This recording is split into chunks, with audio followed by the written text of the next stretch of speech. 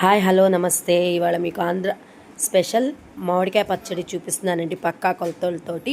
నేను ముందుగా కేజీ మామిడికాయ ముక్కలు తీసుకొని శుభ్రం చేసుకొని పెట్టుకున్నాను.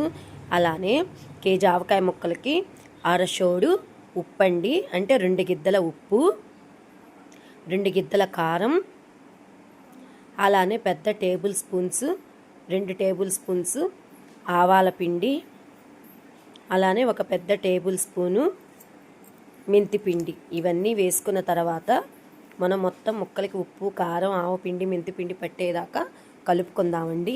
నేను కేజీ ఆవకాయ ముక్కలకి అంటే 1/2 కిలో అంటే 250 గ్రామ్స్ నూనె తీసుకున్నానండి.